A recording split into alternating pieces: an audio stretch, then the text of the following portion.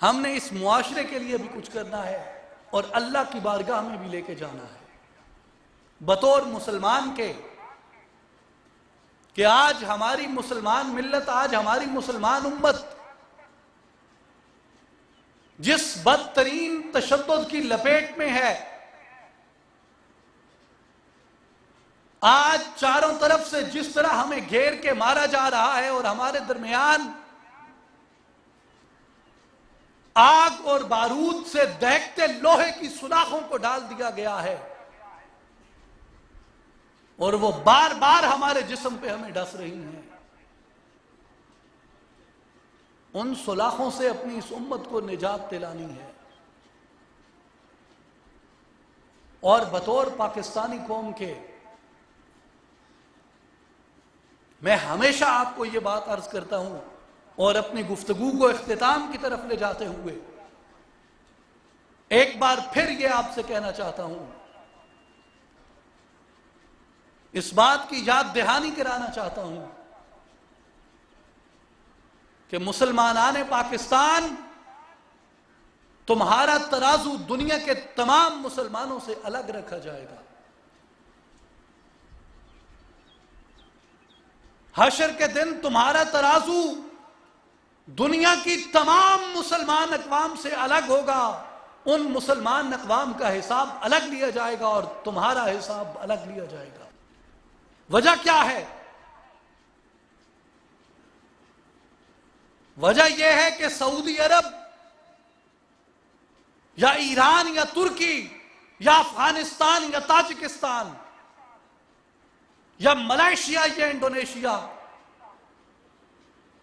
ये नजरिया ला इलाहा इल्लल्लाहु मुहम्मदुर रसूलुल्लाह की कोख से पैदा नहीं हुए। उस नजरिए की बुनियाद पे ये मुमालिक तश्कील नहीं दिए गए, जबकि इस्लामी जमहूरिया पाकिस्तान ये नजरिया ला इलाहा इल्लल्लाहु मुहम्मदुर रसूलुल्लाह की बुनियाद पे मार्ज़ वजूद में आया था। इसलिए जब ये मुल्क नजरिया ला इलाहा इल्लल्लाहु मुहम्मदुर रसूलुल्लाह की बुनियाद पे मार्ज़ वजूद में आता है तो इसका हिसाब खुद ब खुद दीगर अक़वाम से मुख्तलिफ हो जाता है। क्यों? कि वो ला इलाहा इल्लल्लाहु मुहम्मदुर रसूलुल्लाह के नजरिए पे उनके ममालिक वजूद में नहीं आए। वो मुसलमान जरूर हैं लेकिन तसव्वुर इस्लामी पे उनकी रियासत की तश्कील नहीं हुई। हमने इस्लामी तसव्वुर पे लड़के ये सरहदें हासिल की हैं और बहुत से दानिश्वर ये बात कहते हुए घबराते हैं। मैं दानिश्वर नहीं हूं, एक अदना तरीन कारकुन हूं इस तहरीक का और ये आपको बताना चाहता हूं कि ये सरहदें जो आपके मशरिक में हैं ये आर्टिफिशियल सरहदें हैं, ये इस जमीन की नेचुरल सरहदें नहीं हैं।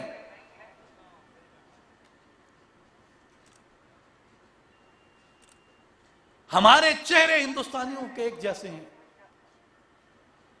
हमारी रसूमात एक जैसी रही, हम एक जगह पे इकट्ठे रहे, हमारे अंदर जात पात का वही निजाम उमड़ आया। लेकिन ये सरहदें अगर बनी तो क्यों बनी? हमने फितरत को अपनी कुव्वत बाजू से तब्दील किया तो क्यों किया? तारीख ये वाकया देखती है कि मुसलमानाने बरे सगीर की जद्दोजहद ने फितरत के रुख को पलट दिया था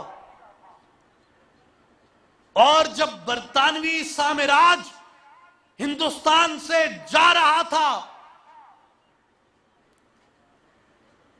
वो मजबूर थे इस बात पे कि मुसलमानाने हिंदुस्तान को एक आजाद, खुद मुख्तार और इस्लामी मुमलिकत के हैसियत में एक मुल्क उन्हें देके जाएंगे। कायद आजम के दलाइल ने, मुसलमानों की जद्दोजहद और कुर्बानियों ने इस बात पे उन्हें मजबूर कर दिया था।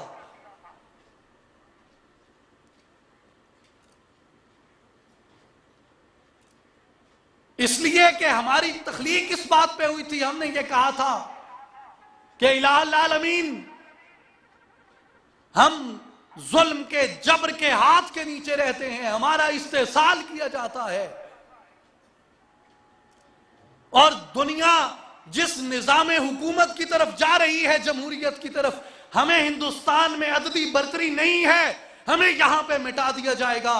और आपने देखा कि कायदे आजम का यह फरमान सच साबित हुआ जब हिंदुस्तान के चप्पे चप्पे में मुसलमानों के आसार मिटाए गए। सिर्फ मुसलमानों के नहीं, क्रिश्चियंस के आसार मिटाए गए। गोल्डन टेंपल पे हिंदू मिलिट्री ने हमला किया। बुद्धों के साथ जो कुछ इंडिया के अंदर हुआ, दीगर मजाहिब के साथ जो कुछ हिंदुस्तान की सेकुलर हुकूमत ने किया, तारीख उससे आंखें मोड़ लेती है। इसलिए कि वो समझते हैं कि साउथ एशिया के अंदर और एशिया के अंदर चीन के ताकत और रूस की ताकत को तवाजुन में लाने के लिए यहां पे एक मजबूत हिंदुस्तान जरूरी है। बनाइए मजबूत हिंदुस्तान, लेकिन हकीकत से आंखें मत मोड़िए, हकाइक को मत झुटलाइए। कायदे आजम को, अल्लामा इकबाल को यह खदशा था कि यहां पे जमहूरी निजाम होगा और अददी बरतरी के अंदर हिंदू हमसे ज्यादा है और उनके अंदर शिद्दत पसंदी भी हमसे ज्यादा है। 608 अजला है हिंदुस्तान के। इंडियन पार्लियामेंट के अंदर प्राइम मिनिस्टर मनमोहन सिंह ये बयान देते हैं कि दुनिया के सामने हम मुंह उठाने के काबिल नहीं रहे कि उन 608 अजला में 200 अजला के ऊपर सरकार की रिट कायम नहीं है। आलमी मीडिया कितनी लश्कर तैयबाएं और कितने लश्कर जंगवी गिनता है। शिवसेना का जिक्र हमने कभी बीबीसी पे नहीं सुना। मैं ये सवाल करने में हक बजाने बू कि क्यों नहीं।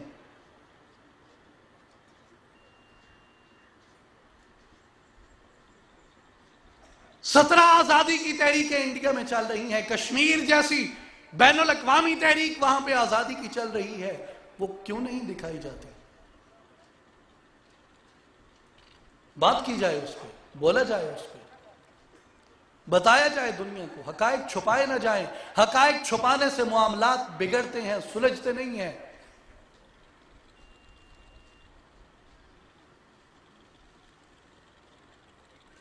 और उन खदशात की बिना पे इकबाल ने कहा था 1930 में खुतबा इलाहाबाद देते हुए कि मुसलमानों को एक अलग खुद मुख्तार रियासत चाहिए।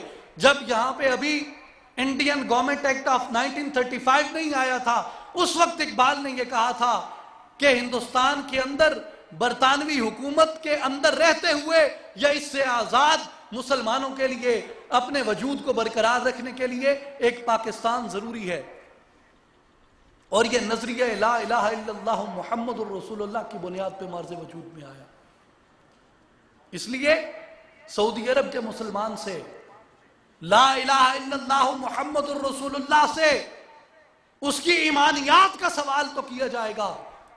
ईरान, अफगानिस्तान, ताजिकिस्तान, तुर्की और फार ईस्ट के मुसलमान ममालिक के लोगों से ला इलाहा इल्लल्लाह मुहम्मदुर रसूलुल्लाह से ईमान की वफादारी का सवाल तो किया जाएगा, लेकिन उसकी मुआशरत, उसकी तर्ज हुकूमत और अहयाए दीन के लिए उसका सवाल पाकिस्तान के मुसलमान से ही किया जाएगा। क्यों कि तुमने वादा किया था कि इलाहुल आलमीन खित्ता ज़मीन अता फरमा, हम वहां पे इस्लामी शनाख्त को कायम करेंगे, इस्लामिक आइडेंटिटी को कायम करेंगे। लेकिन हमने इसे अगर छोड़ दिया है तो हम अपने आप को मुजरिम क्यों नहीं समझते।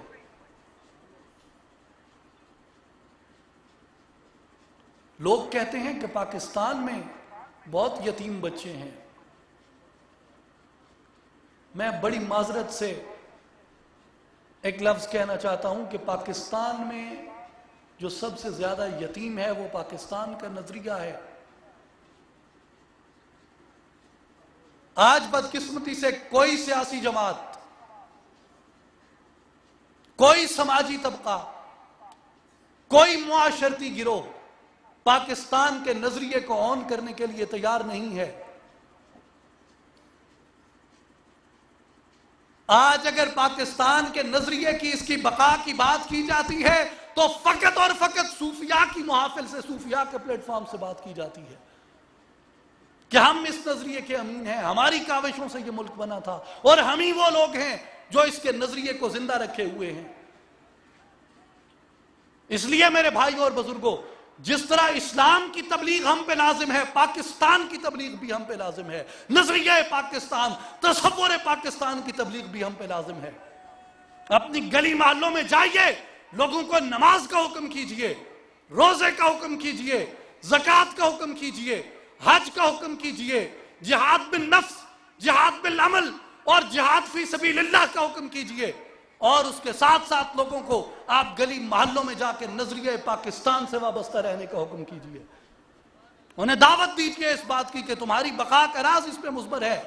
फतेह यरूशलेम के मौके पे अमीर अल मोमिनीन सैयदना उमर बिन खत्ताब रज़ी अल्लाह तआला अन्हु ने हजरत अबू उबैदा को मुखातिब करके फरमाया था, मैं समझता हूं कि पाकिस्तान के तमाम बासियों को हजरत उमर का यह फरमान ज़हन नशीन करना चाहिए,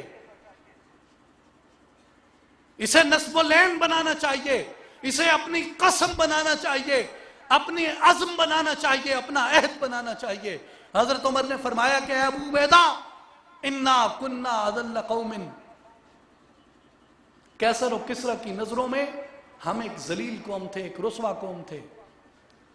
फ़अअज़्ज़नल्लाहु बिल इस्लाम, लेकिन अल्लाह ने हमें इनके ऊपर इस्लाम की वजह से फ़ौक़ियत अता की है।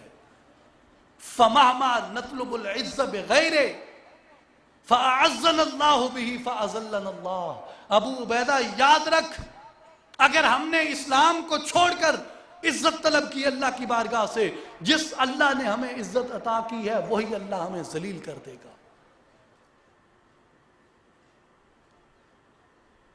हमें हिंदुस्तान के मुसलमानों को पाकिस्तान की सूरत में जो इज्जत अता हुई, ये इस्लाम की बदौलत अता हुई।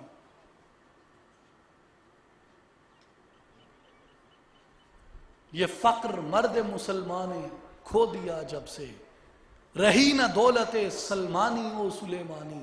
फक्र भी निकल गया, कुव्वत भी निकल गई, सल्तनत भी निकल गई। किया गया है गुलामी में मुब्तला तुझको, कि तुझसे हो न सकी फक्र की निगहबानी। मेरे भाइयों और बुजुर्गों, आज मुझ पे लाजिम है, आप पे लाजिम है कि इस तहरीक को आयाए दीन की तहरीक समझें। पाकिस्तान की बका दीन की बका है, पाकिस्तान से मोहब्बत दीन से मोहब्बत है, पाकिस्तान का नजरिया दीन का नजरिया है, पाकिस्तान से वफादारी दीन से वफादारी है, और पाकिस्तान को गाली दीन को गाली है। पाकिस्तान से गद्दारी दीन से गद्दारी है, पाकिस्तान से बेवफाई दीन से बेवफाई है। दीन के गद्दारों के लिए इकबाल ने कहा था कि जाफिरज बंगाल सादिक दकन, नंगे मिल्लत नंगे दीन नंगे वतन। और जावेद नामा में आप कभी देखिए कि उन गद्दारों का हाल क्या होता है। एक कुल्ज़ा में खूनी है, जिस समुंदर में आग दहकती है, समुंदर की उस आग के अंदर दीन के उन दो गद्दारों को डाला जाता है, और समुंदर की आग उन्हें अपने से उगल के किनारे पे फेंकती है और कहती है कि ये अजाब मुझे क्यों दिया जाए कि गद्दारों को मुझ में डाला जाए। और साहिल उगल के उन्हें फिर समुंदर की आग में डाल देता है और कहता है कि मैं इन्हें कबूल नहीं करता। और एक घनचक्की लगी है वहां पे, जिसमें उन गद्दारों की लाशें सर्कुलेट करती हैं, और फरिश्ते हंटर उठाए हर वक्त उनको सजा देते रहते हैं। मेरे भाइयों, मेरे बुजुर्गों, किसी बुजुर्ग ने यह कहा था कि पाकिस्तान एक सिलसिला तरीकत है। यह बात समझिएगा कि पाकिस्तान एक सिलसिला तरीकत है, और जिसके पास ग्रीन पासपोर्ट है वो उस सिलसिला तरीकत में मुरीद है।